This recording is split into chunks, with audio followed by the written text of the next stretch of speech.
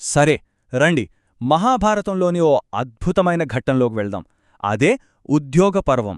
ఇది కేవలం ఒక పాత కథ అనుకుంటే పొరపాటే. ఉన్నత స్థాయి చర్చలు, దౌత్యం, శాంతి కోసం ఎంతవరకు వెళ్ళాలి, ధర్మం కోసం ఎప్పుడు నిలబడాలి అనే విషయాల మీద ఇదొక మాస్టర్ క్లాస్ లాంటిది. ఈరోజు మనం ఈ అధ్యాయాన్ని విశ్లేషిస్తూ మన జీవితాల్లో ఎదురయ్యే సవాళ్లకు ఎలాంటి పాఠాలు నేర్చుకోవచ్చో చూద్దాం. మొత్తం ఈ విశ్లేషణకు గుండెకాయలాంటి ప్రశ్న ఇది. ఒక్కసారి ఆలోచించండి. 13 ఏళ్ల కఠినమైన వనవాసం మాట నిలబెట్టుకుని పూర్తిచేశారు పాండవులు. ఇప్పుడు తమ హక్కును తిరిగి అడగడానికొచ్చారు. కాని అది అంత తేలికైన పనేనా? శాంతి కావాలి, కాని ఆత్మగౌరవాన్ని చంపుకోలేరు. ఈ ఒక్క ప్రశ్నలోనే ఉద్యోగపర్వం సారాంశం మొత్తం ఇమిడి ఉంది. పాండవులు ఇప్పుడొక కీలకమైన కూడల్లో నిలబడ్డారు. వాళ్లు తమ వైపునుంచి చేయాల్సిందంతా చేశారు, ఇచ్చిన మాట నిలబెట్టుకున్నారు. ఇప్పుడు అన్యాయంగా లాక్కున్న తమ రాజ్యాన్ని తిరిగి పొందే సమయం వచ్చింది. ఇది కేవలం బలాబలాల పరీక్ష కాదు, ఇది వారి సిద్ధాంతాలకు, వాళ్ల ధర్మానికి ఒక అగ్నిపరీక్ష అన్నమాట. ఇక్కడ మనమందరం ఒక విషయం గుర్తుపెట్టుకోవాలి. పాండవులు యుద్ధంలో ఓడిపోయి అణువులకు వెళ్లలేదు. యుధిష్ఠిరుడు ఇచ్చిన మాట కోసం, ధర్మాన్ని నిలబెట్టడం కోసం వాళ్లకు వాళ్లే ఆ కష్టాన్ని స్వీకరించారు. ఇప్పుడు ఆ గడువు ముగిసింది. ఎలాగైనా సరే తమ రాజ్యాన్ని శాంతియుతంగానే తిరిగి పొందాలి అనేది వాళ్ల మొదటి మరియు చివరి ప్రయత్నం కూడా. ఇక కథ మొదటి అంకంలోకి వెళ్తోంది. దౌత్యం. ఇవి కేవలం సందేశాలు పంపించుకోవడాలు కాదు. ఇరుపక్షాల ఉద్దేశాలేంటి, వాళ్ల సహనమెంత, వాళ్ల నైతిక బలమెంత అనేది ప్రపంచం ముందు తేల్చి ఒక క్లిష్టమైన ప్రక్రియ ఇది. ఇక్కడ చూడండి, ఈ రెండు వైఖరుల మధ్య తేడా ఎంత స్పష్టంగా ఉందో. ఒకవైపు యుధిష్ఠిరుడు రాజ్యాన్ని అడుగుతూనే యుద్ధాన్ని ఆపడానికి కేవలం 5 ఊళ్ళిస్తే చాలు అనేంతవరకు వచ్చాడు. శాంతి కోసం వాళ్లు ఎంతలా తపిస్తున్నారో దీన్ని బట్టే అర్థమవుతుంది. మరి మరోవైపు దుర్యోధనుడు సూదిమొనంత భూమి కూడా ఇచ్చేది లేదని భీష్మించుకుని కూర్చున్నాడు, కఠినంగా, అహంకారంతో. అబ్బా, ఈ ఒక్క మాట చాలు దుర్యోధనుడి మనస్తత్వమేంటో పూర్తిగా అర్థం చేసుకోవడానికి. ఇది ఆత్మవిశ్వాసం కాదండి, కళ్ళు మూసుకుపోయిన అహంకారం. ఇతరుల సలహాలు, ధర్మం, న్యాయం ఇవేవీ అతనికి లెక్కలేదు. తన భుజబలమే సర్వస్వమని నమ్ముతున్నాడు. చర్చలకు అతిపెద్ద అడ్డంకిగా మారింది కూడా ఇదే. అయితే కౌరవ సభ మొత్తం దుర్యోధనుడిలానే ఆలోచించలేదు. అక్కడ వివేకవంతమైన స్వరాలు కూడా ఉన్నాయి. వారి మాటలు ఈ రోజుకీ మనకు పాఠాలు నేర్పుతాయి. కాని విషాదమేంటంటే ఆ మాటలు అహంకారమనే గోడను దాటలేకపోయాయి. అదెలాగో చూద్దాం. ఆ వివేకవంతమైన స్వరాల్లో అత్యంత ముఖ్యమైనది విదురుడిది. ఆయన నేరుగా దుర్యోధనుణ్ణి ఎదిరించకుండా రాబోయే ప్రమాదాన్ని వివరించడానికి అద్భుతమైన నీతికథలను ఒక ఆయుధంలా వాడుకున్నాడు.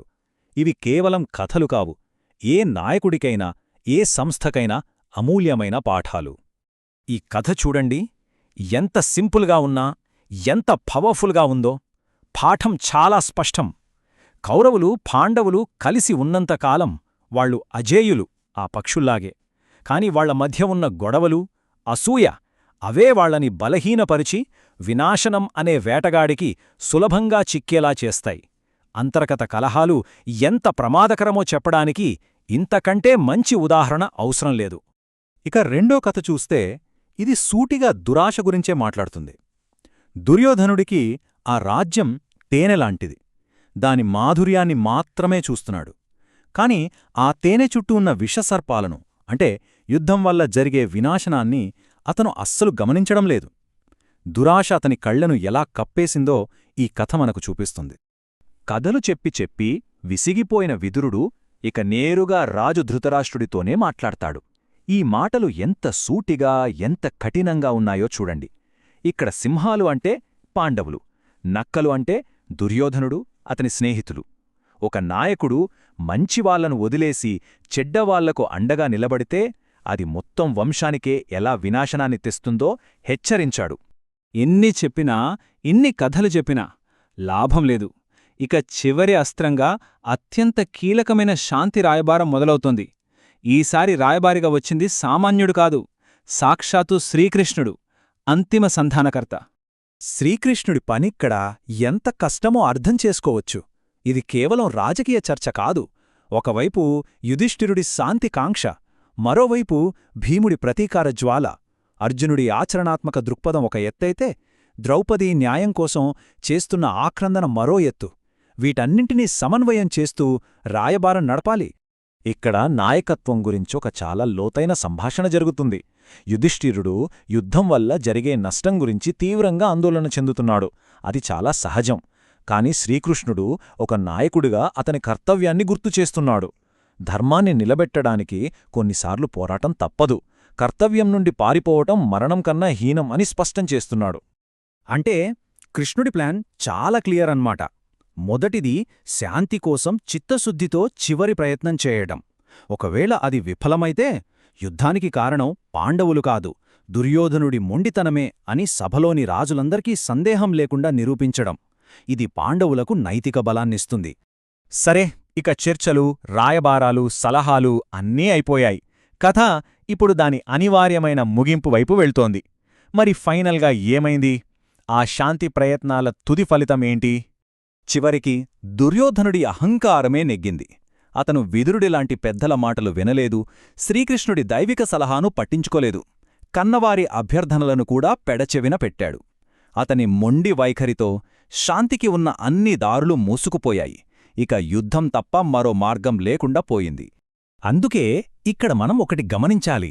జరగబోయేది కేవలం రాజ్యం కోసం, భూమి కోసం జరిగే యుద్ధం కాదు. అది ధర్మయుద్ధంగా మారింది. అంటే స్వార్థం కోసం కాకుండా సమాజంలో న్యాయాన్ని, నైతిక విలువల్ని మళ్లీ నిలబెట్టడానికి చేసే ఒక తప్పనిసరి పోరాటం.